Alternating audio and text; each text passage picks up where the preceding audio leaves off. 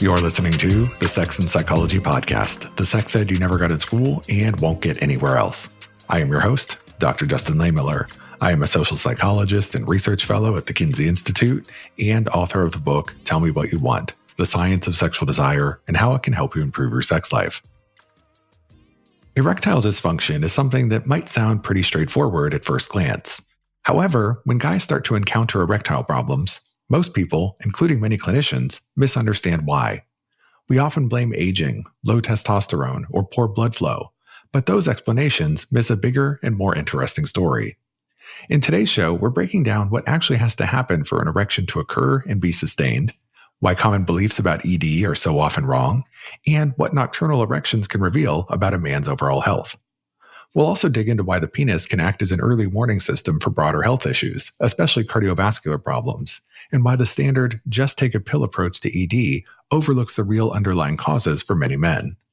And importantly, we're going to rethink the shame-filled language around erectile issues and talk about why many men don't have a dysfunction at all. They have a fixable problem if they're just given the right information.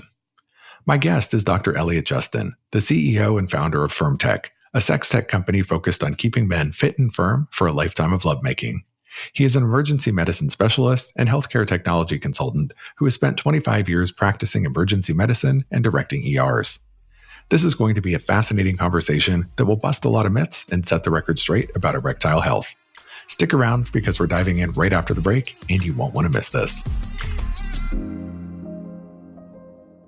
Are you curious about sex and psychology in other countries? Join me and Sexual Health Alliance as we expand your knowledge through their study abroad programs. We'll explore different cultures, engage in immersive learning experiences, and collaborate with international experts while traveling to amazing places and having fun with students from all around the world. Since 2015, Sexual Health Alliance has remained at the forefront of sexuality education. Join me and Shaw and a global community of students for a transformative study abroad adventure. Our 2026 study abroad offerings include courses in Paris and Amsterdam. Check them out and learn more at sexualhealthalliance.com. Come meet fantastic people and be at the leading edge of sexual health education with Sexual Health Alliance. Spots for 2026 are available now. Visit sexualhealthalliance.com to secure yours today and embark on an exciting global adventure to study sex and psychology with me.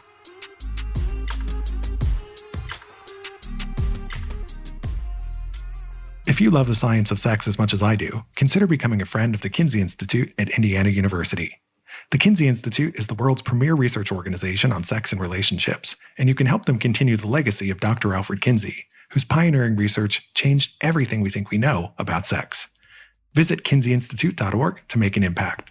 Your donations can help support ongoing research projects on critical topics. You can also show your support by following Kinsey Institute on Facebook, Twitter, and Instagram. Thank you for supporting sex science. Hi, Elliot, and welcome to the show. It's great to be here. Thanks for inviting me, Justin. Well, it's a pleasure to have you here. So we're going to be talking all about the science of erections and erectile dysfunction today. But to get started, I was wondering if you could tell us a little bit about how erections work in general. I mean, most people probably think it's pretty simple. Blood goes into the penis, it gets hard, and that's that. But the physiology is a little bit more complicated than that. So can you tell us a little bit about what has to happen in the body for an erection to occur and to be sustained?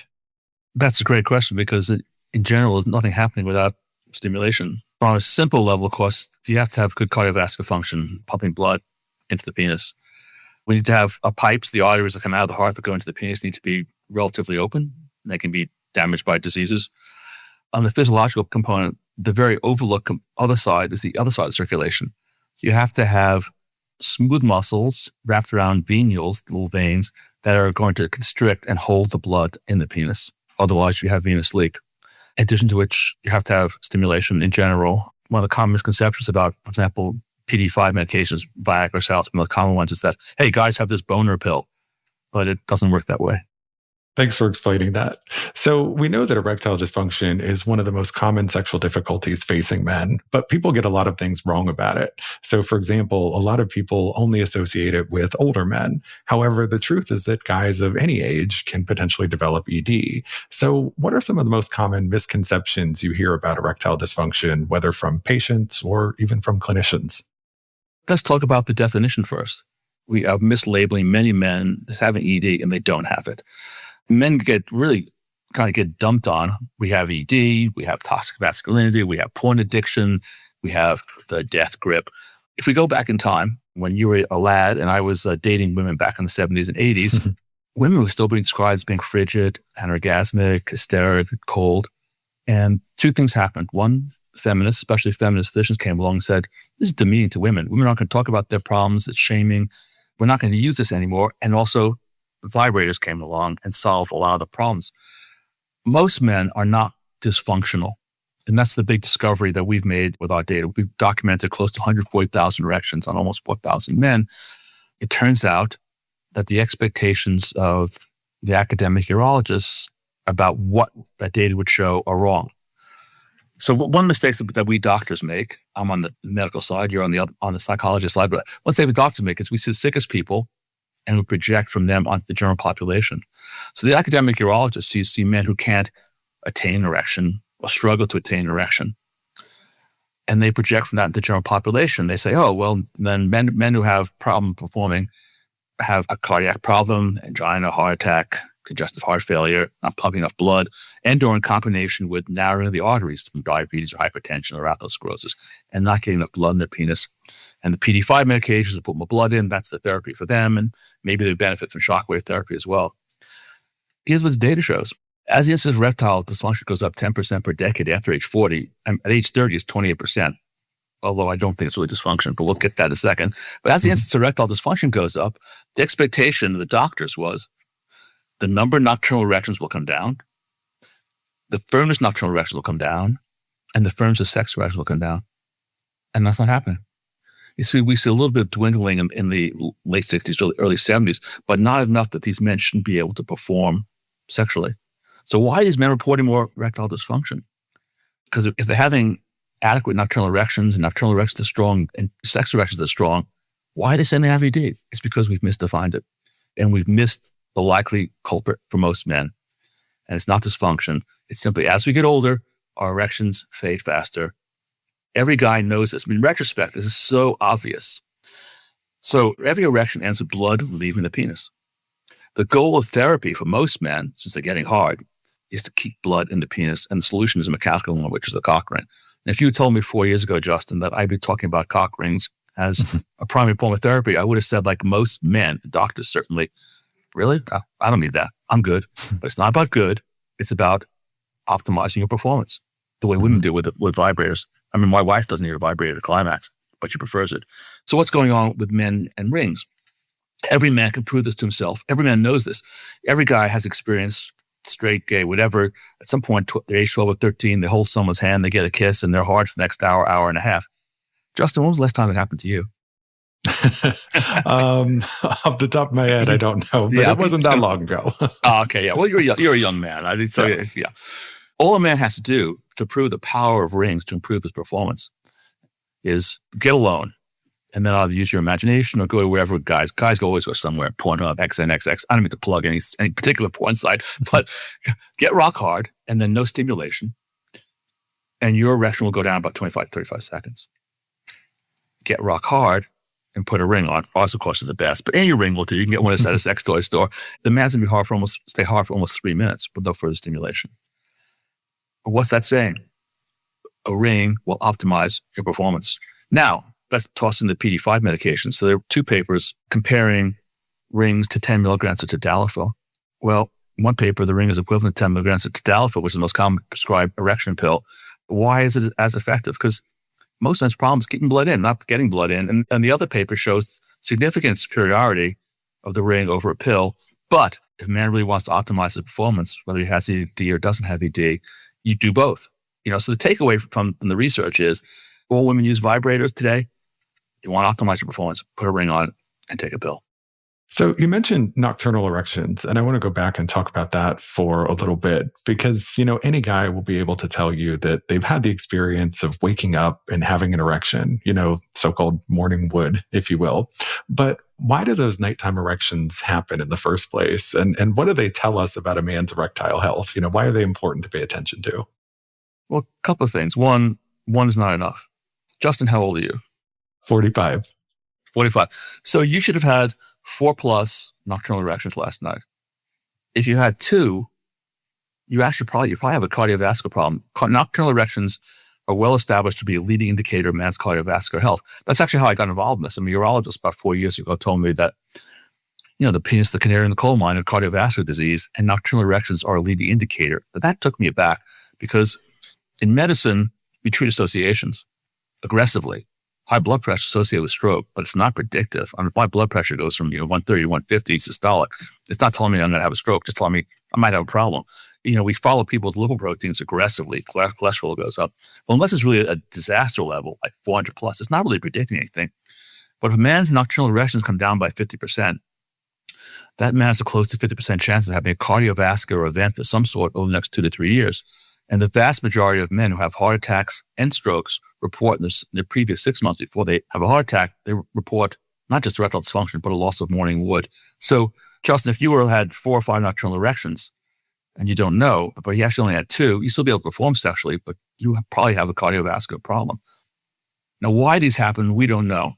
Urologists say that we need to nourish this organ overnight, get more blood into it.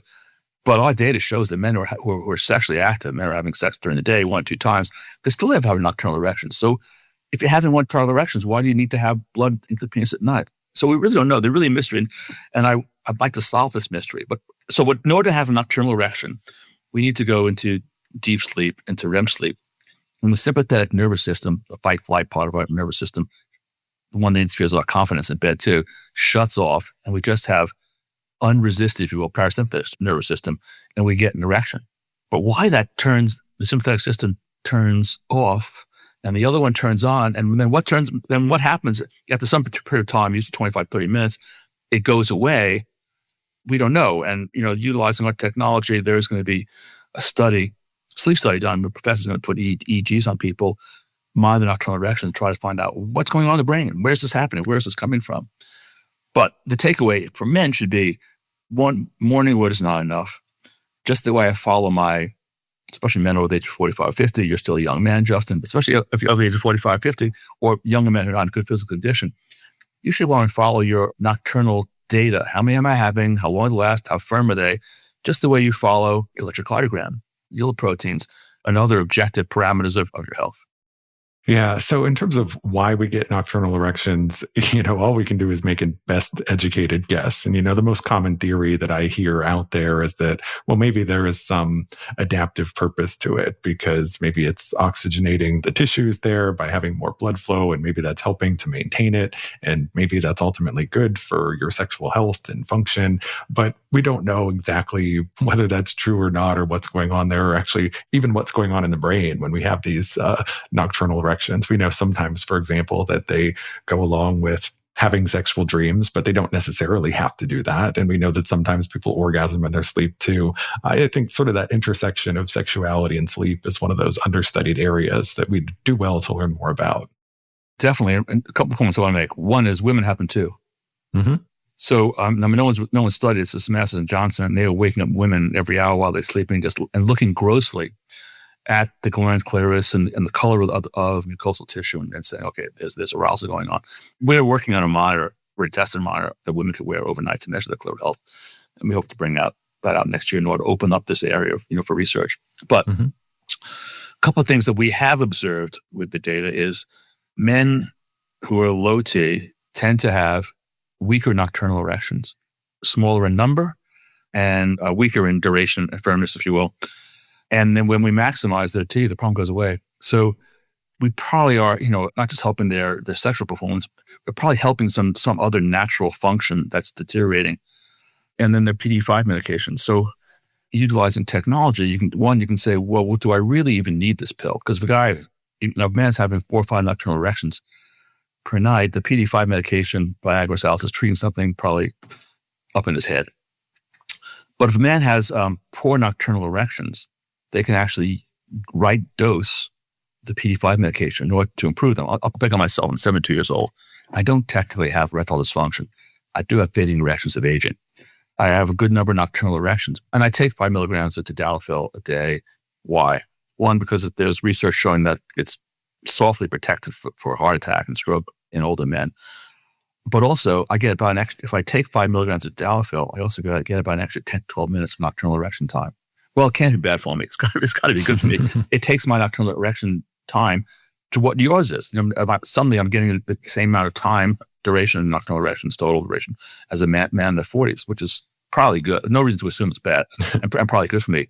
But I also know that if I take 10 or 20 of Cialis, I have no more benefit. And that's really valuable too, because if you want to avoid side effects from medications, the data is really helpful. There's no point taking, we don't know blood pressure.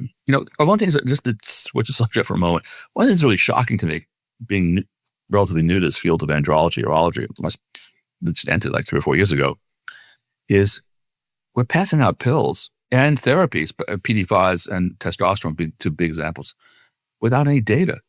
That's kind of bizarre. I don't treat blood pressure that way. Justin, if you came to me and said, hey, Elliot, when I work out, my face turns red and my chest pounds, I think I have a lot of blood pressure. And I said, oh, that's interesting, Justin. Take this pill and come back in 6 months. You would think, what the fuck is this? 1900? You're going to take my blood pressure? Get an electrocardiogram? You get some blood tests? But that's where we are with men's health. It's not data driven in terms of our interventions, and it should be.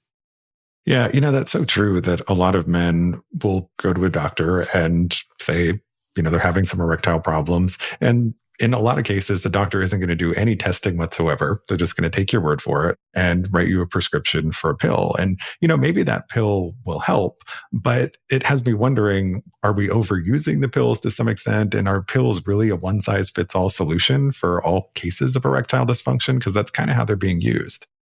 Without a doubt, that's the power of pharma.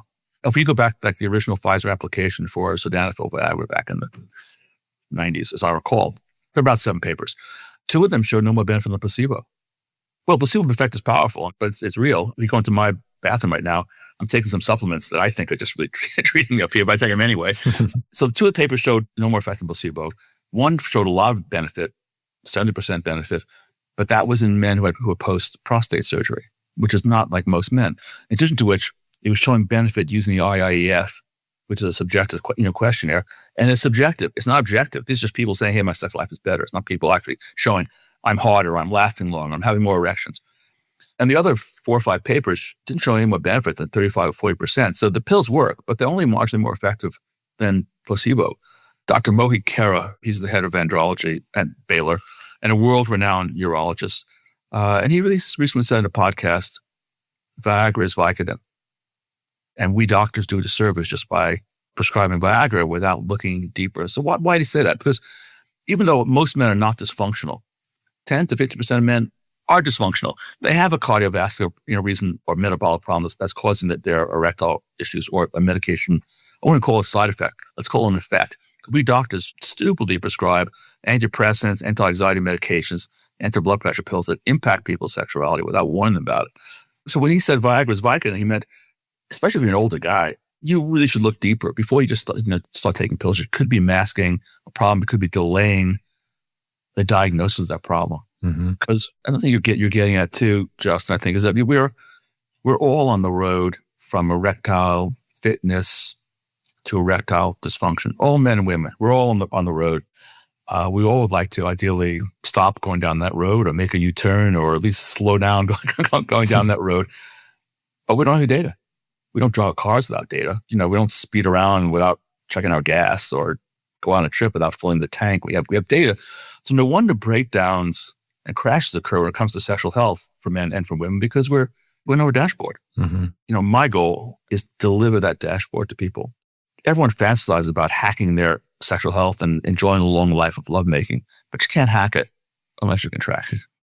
Yeah. And I think you make a lot of really important points there. And, one, in terms of like, why do these drugs not work for some people is that I think a lot of people are under the impression that the way that Viagra and Cialis and all these other drugs work is that they give you these automatic instantaneous erections, but they don't, right? You still need sexual stimulation in order to feel aroused or become aroused. And so there's kind of that expectations versus reality gap when it comes to use of the PDE5 drugs. But another point that you make too that's really important is that your erectile health really is the canary in the coal mine for your overall cardiovascular health. And, if you're just taking this pill to deal with erectile problems, and then that ends up masking a deeper issue, or then it takes longer for that to actually be detected by your doctors, then it can become an even bigger issue for your overall health. And so it really is important to know and understand and pay attention to what the health of my penis is like. But, it's not something that guys are really that used to doing. Guys don't really sit around and think about how is the health of my penis until they start to experience a problem with it. And then it might be more advanced and becomes harder to treat. Yeah, ideally we want to look for those signals, and that's what's so valuable right now about getting your erectile fitness score. But the benefits of sex, of course, go way beyond cardiovascular. We know that men who have sex every day can reduce their cortisol levels up to 50%, the stress hormone. There's a huge study out of the United Kingdom about 10 years ago showing that men over the age of 70 who have sex twice a week versus men who have sex less than twice a month decrease the risk of a major cardiovascular event by 50% over the next 10 years. They're going to die anyway, but that's profound. And if we doctors really had integrity, we'd be prescribing sex. And similarly, we know that the impact just upon relationships. I mean, I'm certain you deal with this in your practice. I'm dismayed by how infrequently people have sex because they're missing out on something that is not just good for their physical health, the cardiovascular health, their immune system. They're having an impact even on their children. There are several studies, United States, United Kingdom, Australia, showing that couples, the frequency of sex in couples in a committed relationship, gay and straight, correlates with the success of their children. Couples that have sex 3 times a week versus couples that have sex less than twice a month have the divorce rate. Kids are more likely to finish high school. Kids are more likely to finish college. Kids are less likely to get in trouble with drugs and alcohol. Kids will earn a higher income just by a couple having a committed sexual relationship. Mm-hmm. I've actually spoken to 2 surgeon generals in the United States and 3 governors saying, hey, we're all concerned about saving Medicaid expenses and prison expenses, et cetera, et cetera. Hey, why don't you just come out and just say, hey, here, like Montana calls itself the treasure state because of the mining. Why don't we change the name to the pleasure state? And why don't you come out, governor, and say, I want people in Montana to have sex more frequently because it really helps us keep our Medicaid costs down. Well, and it'd be good for our health and our mental health if we did it a little bit more. But yeah, I know there's a lot of research showing that there are various positive health outcomes that are associated with greater sexual frequency. Now, I think the association is a little bit more complex than that. And it's not just have more sex and you'll necessarily be in better health or so forth, because frequency of sex is dependent upon so many other things. And if there's already deeper conflict and other issues in the relationship, or you're in a very financially stressed situation, all these things can impact frequency of sex. And so sometimes it's a little harder to tease apart, like, is it about the frequency of sex or is it about some of these other factors that are impacting frequency of sex? That's where understanding the impact of the venous side of the circulation becomes so important. Mm-hmm. So assuming that a man doesn't have a significant cardiovascular problem or diabetic problem that's accounting for poor performance, that man can get hard and then loses it. Let's just think about that physically. So blood's leaving the penis. Now, whether the blood's leaving the penis because the guy found out that his girlfriend his wife is cheating on him, or he's cheating on her, he feels guilty, or he shouldn't have had that 4th cocktail, or maybe staying up dancing at age 57 till 2 o'clock in the morning was a mistake, or there's a baby crying in the next room, or you're worried about paying the mortgage. So again, it is multifactorial. It things that set off a lack of confidence. But if a man is getting hard and puts a ring on it, that's a game changer, because that erection is now less likely, the blood's less likely to leave the penis. So the sympathetic nervous system gets set off, we lose our confidence, or we anticipate that we're not going to be able to perform. Things change when people put a ring on it. I didn't understand this 4 years ago, and now I do. I understand in terms of my marriage, and I've heard so much about this from customers and from patients about the impact of a ring. Yeah, and we're going to dive all into this topic of penis rings in the next episode, because there are some fascinating new developments that you've been working on in this area that I'm excited to tell our listeners about. So thanks so much for this incredible conversation, Elliot. I'm looking forward to continuing it in the next show. Can you please tell my listeners where they can go to learn more about you and your work and to get an erection ring of their own? Sure. You go to myfirmtech, MyFirmtch, myfirmtech.com. You can also reach me directly at Elliot, ELLIOT, at myfirmtech.com. I set aside 4 or 5 hours my week to answer questions. If you send something to me, I will respond usually within 1 or 2 days. Put a ring on it. Put a ring on it. Well, I'll be sure to include links to all of that in the show notes. Thank you again so much for your time. I really appreciate having you here. Thanks, Justin.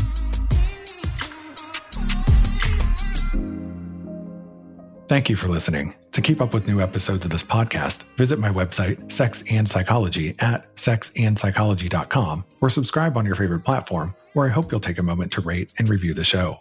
If you listen on Apple Podcasts, please consider becoming a Sex and Psychology Premium subscriber to enjoy ad-free listening for just $3.99 a month. You can also follow me on social media for daily sex research updates. I'm on Blue Sky and X at Justin Lehmiller and Instagram at Justin J. Lehmiller. Also, be sure to check out my book, Tell Me What You Want. Thanks again for listening. Until next time.